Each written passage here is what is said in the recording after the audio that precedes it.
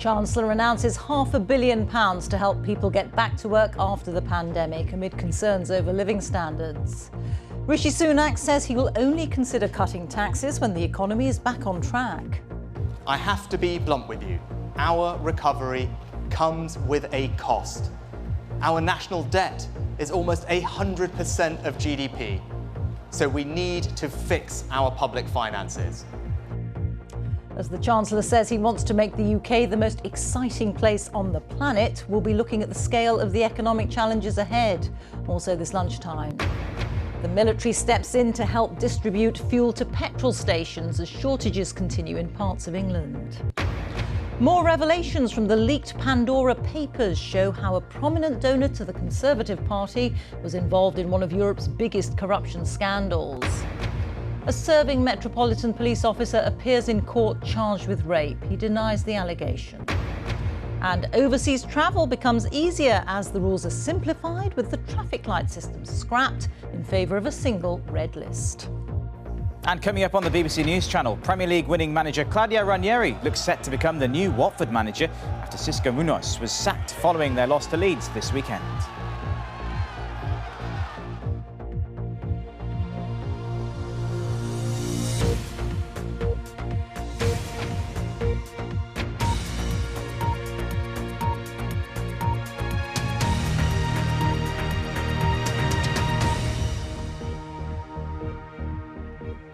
Good afternoon and welcome to the BBC News at 1. The Chancellor Rishi Sunak has told the Conservative Party conference in Manchester that he wants to do whatever it takes to help Britain recover from the pandemic. Saying he believed in fiscal responsibility, Mr Sunak defended tax rises and said he'd like to cut taxes when public finances are on a sustainable footing. And he insisted Brexit was in the long-term interests of the UK economy, despite disruption to fuel supplies. The government is committing £500 million to renew job support programmes amid concerns about a rise in the cost of living and the scrapping of the £20 per week uplift in universal credit. Here's our political correspondent, Ian Watson. The message from the Prime Minister and the Chancellor is clear. The slogan is Build Back Better. Translated, this means the economy could be stronger after the pandemic than before. But it takes time to train more workers, and right now, with the cost of living rising, they have to find a way to try to stop their political stock from falling. Hogging attention outside the conference, pig farmers were complaining about labour shortages. Their costs and our prices could be increasing. During the pandemic, he was the good guy, picking up plaudits for paying people's wages. Now, though, it's payback time. This tax-raising Chancellor took on critics in his own ranks. Whilst I know tax rises are unpopular, some will even say unconservative, I'll tell you what is unconservative. Unfunded pledges, reckless borrowing and soaring debt.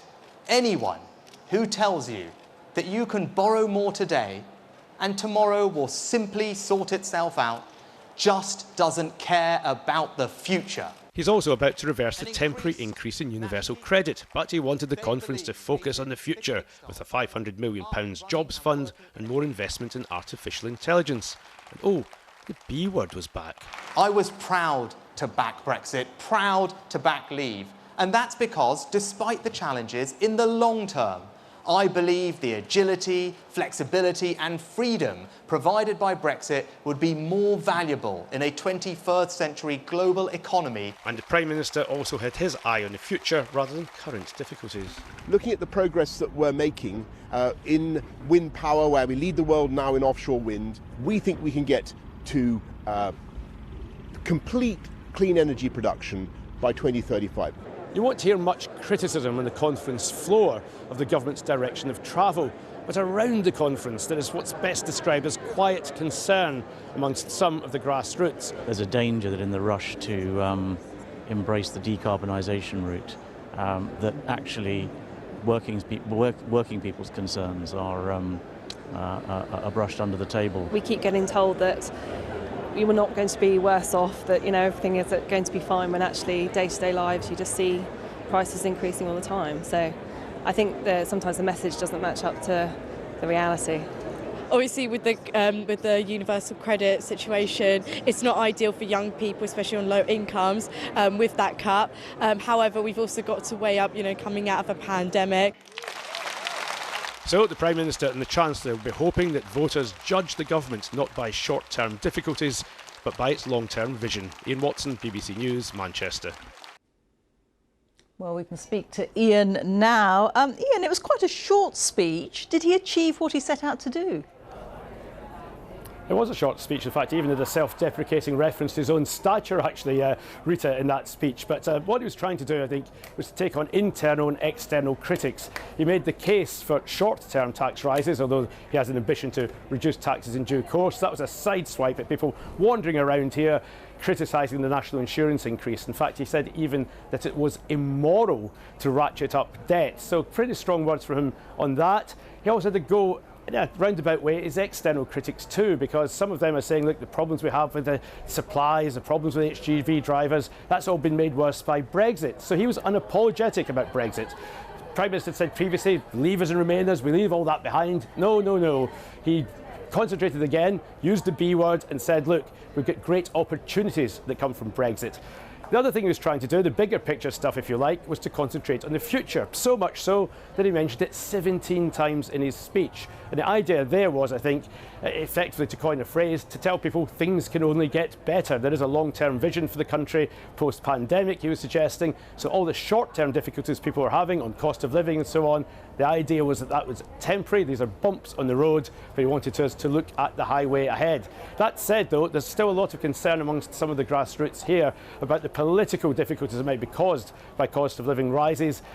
Not much in terms of policy in this speech. That's because we've got a budget and a spending review just weeks away, and he is one of the most popular people, usually amongst the grassroots, but let's see if that popularity holds when he delivers those fiscal events in a matter of weeks.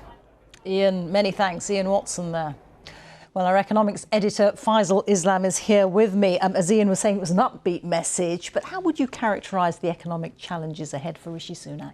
Well, up until now, he's been a big spending chancellor because of circumstance. I think this was a speech that sought to tell the nation, no, that's not what he's like. That it was kind of reintroduction, a resetting of the kind of baseline. He's a fiscal conservative, who believes that the debts shouldn't get out of control, public spending should be under control, and then if necessary, as we are right now, taxes need to rise to meet those gaps. He held out the possibility that there could be a reversal of some of those tax rises if the public finances are in order. But I wouldn't hold too much by that right now. The message was these are a time for tough decisions. There was relatively little mention, small mention of the cost of living pressures that Ian's just talked about, nor of what we've sort of seeing all around us in terms of the issues around supply shortages and the very visible consequences we're seeing in the farming sector and in petrol supplies too. So a number of potential clouds, a focus on the long-term future of a kind of Californian-style economy, apprentices learning artificial intelligence technologies, but there are some immediate challenges which the government has to face, which he did not exactly play up in this speech. OK, Faisal, many thanks. The Army has begun to help in the delivery of fuel amid ongoing shortages in parts of the country.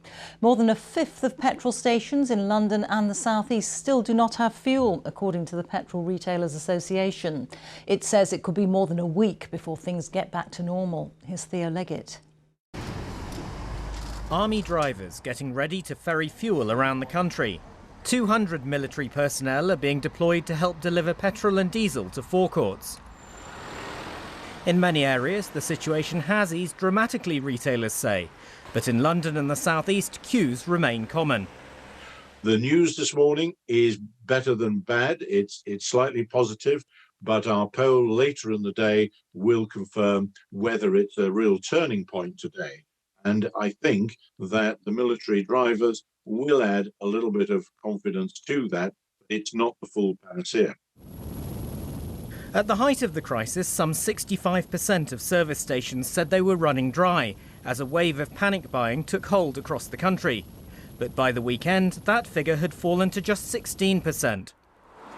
The government's hoping that with the help of the military, a site like this, a petrol station that's run out of petrol, will become a thing of the past.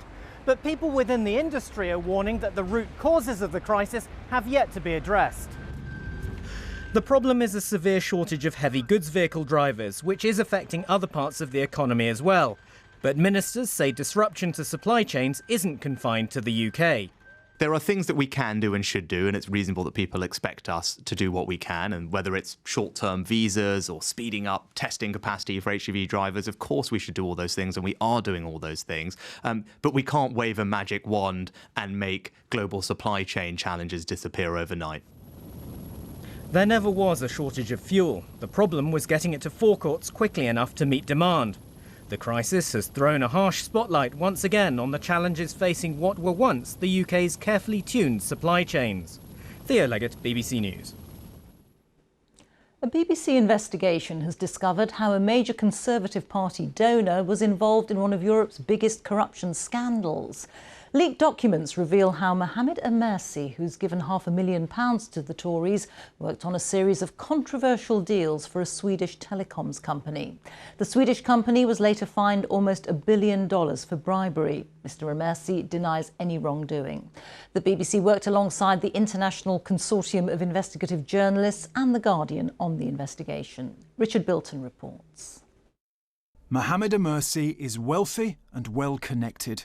Here he is talking about the dangers of corruption. Corruption is a very, very heinous crime. Every stolen dollar robs the poor of an equal opportunity in life. So where did Mr Amersi's wealth come from? Some of it comes from this company in Sweden. A company fined almost $1 billion for bribery. Telia was prosecuted over a corrupt telecoms deal. The firm paid $220 million to an offshore company secretly controlled by Gulnara Karimova, the daughter of the then president of Uzbekistan. The American authorities described it as a $220 million bribe. We've now obtained documents that show how Mr Amersi was involved in the deal. In one email, a Telia boss writes, "I do not want to be involved in the day-to-day negotiations, so maybe you can handle it." Mr Amersi responds, "Sure, I agree." And here's Mr Amersi's invoice for his part in Project Uzbekistan. He got a success fee of $500,000 for his work.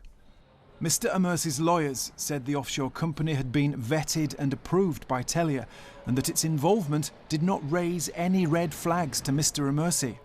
All of this matters because Mr Amersi has given more than £500,000 to the Conservative Party. This morning, Boris Johnson gave his reaction. I see that story today, but all I can say on that one is that all these donations are vetted in the normal way, in accordance with rules that were actually set up under the Labour government. So we vet them the whole time.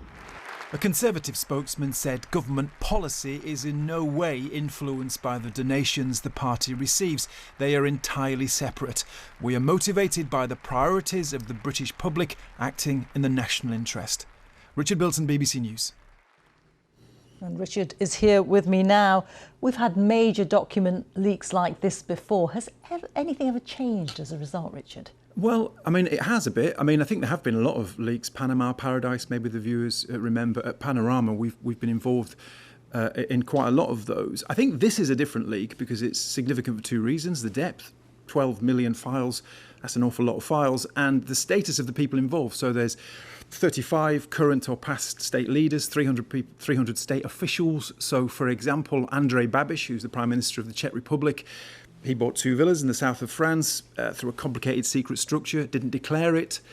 He's now standing for re-election this week and he's got to explain that to the voters. So it sort of matters on a very basic level. But in terms of the journey, things have improved. So managed offshore companies now do need to know their customers. That wasn't the case 10 years ago. Some overseas territories, they have changed and try and have registries of owners. That wasn't the case 10 years ago.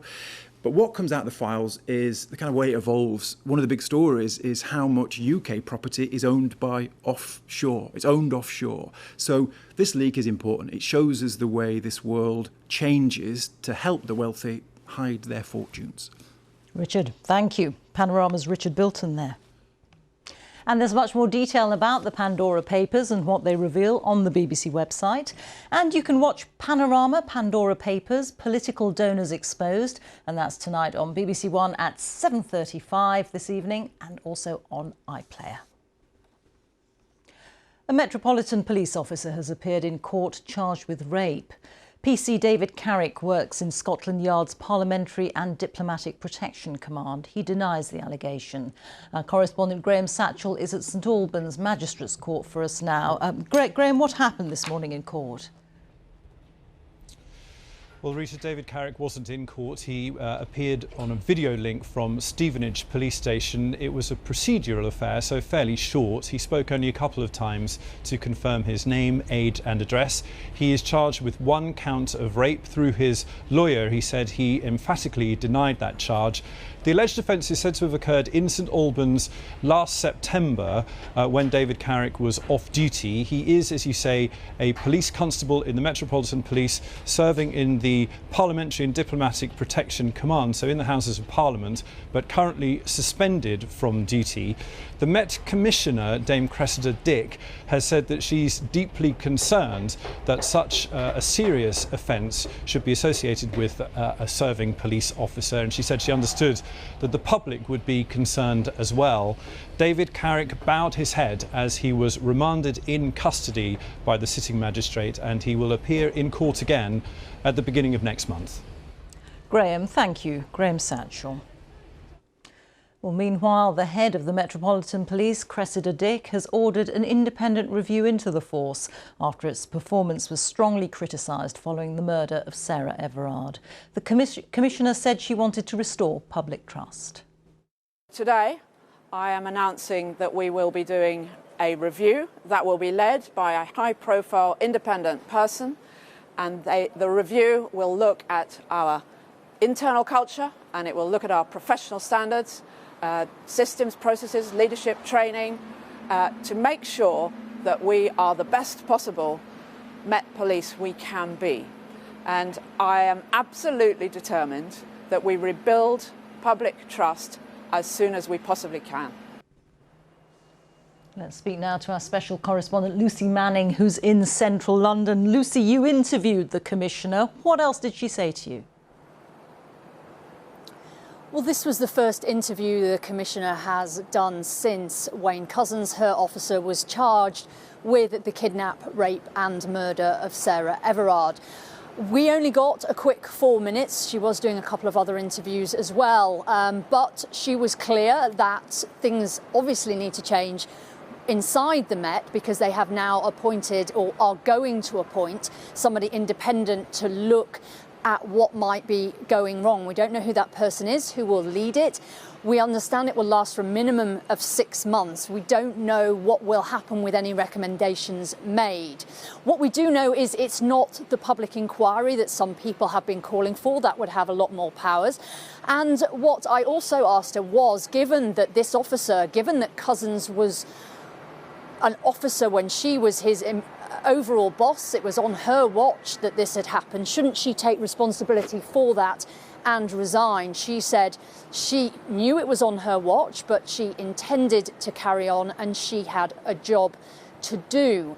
We also talked a bit about vetting. How could Couzens have been a police officer? He'd gone from the Civil Nuclear Constabulary to Kent and then to the Met. And she said, the Commissioner said that she has asked for the national policing body to look at vetting of police officers. And on the indecent exposure, Couzens was accused just in the days before Sarah Everard's murder.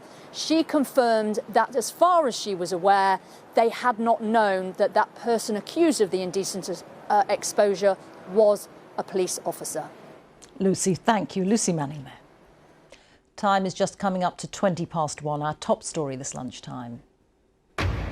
Chancellor Rishi Sunak has told the Conservative Party conference in Manchester that he'll do whatever it takes to help Britain recover from the pandemic.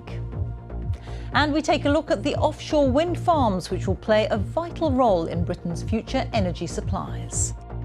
Coming up on the BBC News Channel, we should know by the end of the week if England's Ashes tour of Australia will go ahead. Players have concerns over strict COVID restrictions in the country.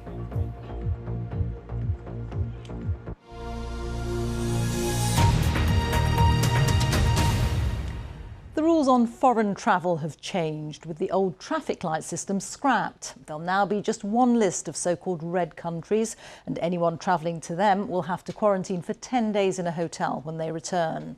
But most fully vaccinated travellers coming from other destinations will no longer need to take a COVID test before departure. Coletta Smith reports. Going abroad just got cheaper and a whole lot easier.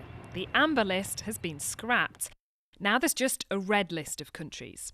Those passengers still have to pay to quarantine in a hotel when they get home.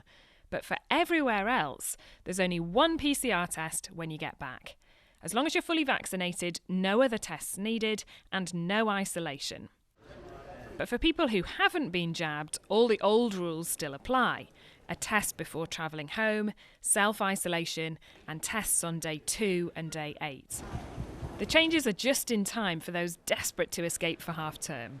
Plenty of families have been put off international travel because the system has been so complicated and so expensive. There are still some deals out there, and definitely prices are sort of still a little bit lower than they were pre-pandemic. But I think once we start to see the likes of the US opening up, which is happening sometime in November, then I think really we are going to see prices start to gradually creep up as companies, these airlines have had virtually no income for many, many months now, and they have to make up the billions of pounds of debt that they've built up. The travel industry is delighted, even though we're well into the last remnants of the holiday season. We need to do more. The requirement to do a test after arrival, particularly a PCR test, and they will change that to a rapid antigen. But I don't understand why they're waiting for some time to change that. I think the industry could adapt and introduce that change much quicker. But it's going in the right direction. There are still different rules for any country you're travelling to. These changes are only about what you have to do when you're coming home. The red list is to be reviewed again this week, and more countries may be given the green light at that stage.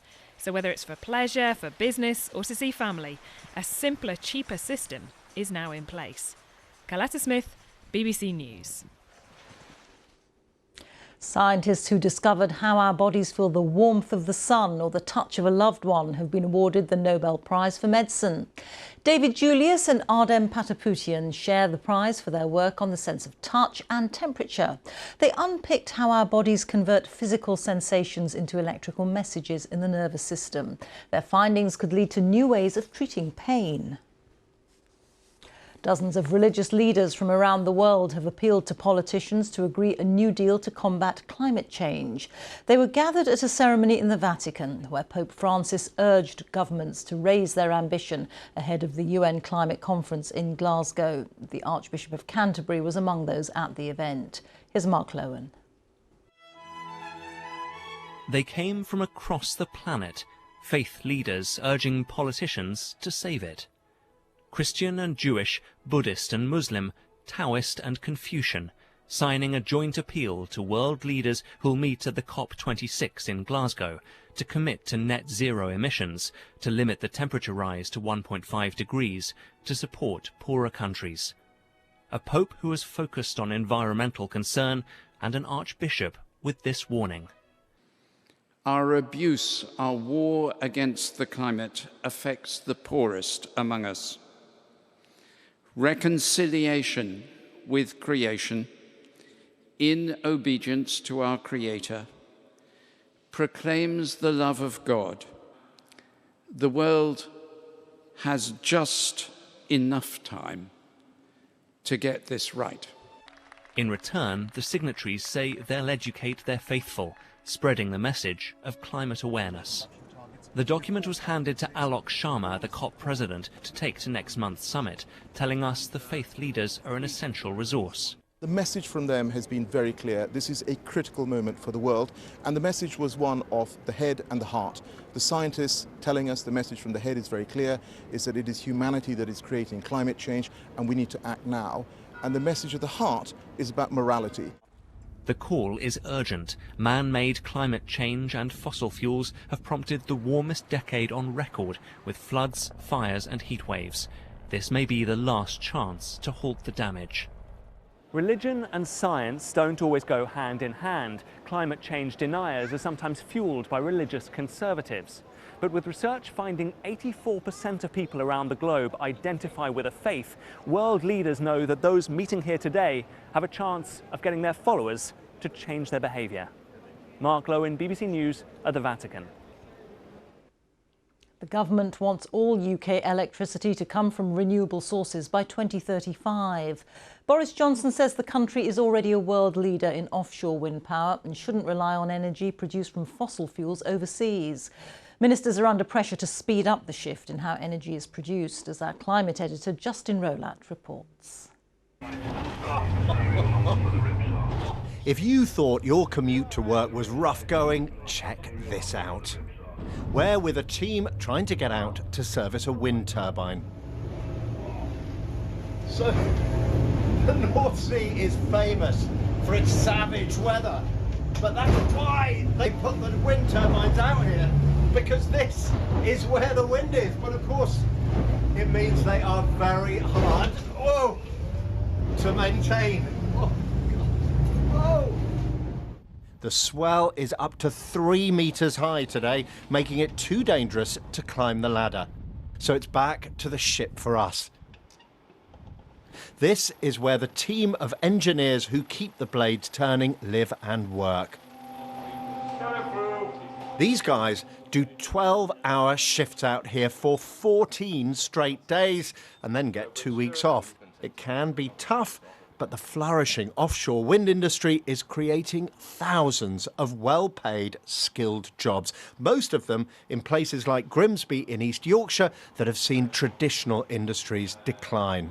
My granddad went to sea when he was 14 as a cabin boy. For seafaring families like mine, offshore wind has really given more options. And it is comfortable on the ship. Right, so this is my cabin. Pretty cushy, eh? And then come and have a look at this. So this is the lounge. Sorry, lads. And this is the dining area. What's for tea? Today is fish chips and mushy peas, and we've got pork chops with chassé sauce, bread and butter pudding and custard. Oh my God, sounds good, doesn't it? And you can work all that off down here. These monsters are almost 200 metres high, and each turn of the blades is reckoned to generate enough electricity to power an average UK home for a day. It's nice to know that your time and your energy is contributing to this world that runs on green energy, and it's something what's going to be a better future for everybody.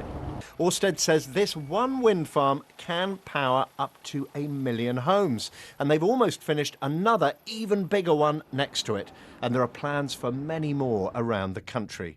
What's more, the wind revolution isn't just happening here in the UK, it's starting to take off all around the world. Justin Rolat, BBC News. It's feared the eruption of the volcano on the Spanish island of La Palma could continue for months. Lava has now been flowing for 15 days, destroying more than 1,000 homes. Part of the volcano has collapsed, causing the lava to spread faster and in new directions. Local people are wondering what the future will hold when the eruption finally stops. Dan Johnson is on the island and sent this report.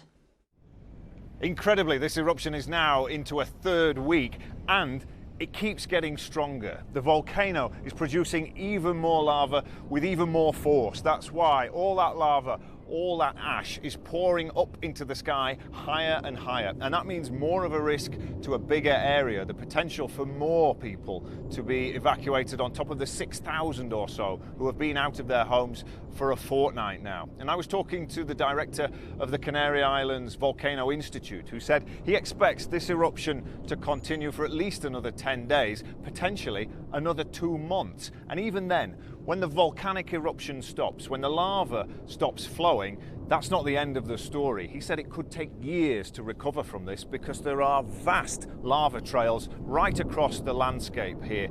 They have cut through towns and villages, destroyed over 1,000 homes. Communication lines and infrastructure have been destroyed. So what to do with that lava, how to live with it, is a major question for the future here that is dominating the future potential of people's lives and their livelihoods as well. But there are people still living here, right in the shadow of the volcano. Some of them saying they've had enough now after a fortnight of that thing thundering, rumbling right through their lives day and night. Some have had enough, they can't get sleep, they want to leave. Some are making the decision to get to safer places. But then I've also spoken to people who live with that volcano effectively in their back garden who say, no, as long as the authorities will let me, I'm going to stay, I'm going to see it out. But this is already much worse than anybody has ever seen on this volcanic island. It's produced twice the amount of lava of the previous eruption 50 years ago, and it's still unknown how long that will continue, how much more lava it will produce, and how much more destruction it will cause. And that was Dan Johnson on La Palma for us. Time for the weather now. Here is Susan Powell. Afternoon, Rita. There's some pretty big showers rolling around out there for you to dodge this afternoon. But between them, there are also some pretty generous spells of sunshine.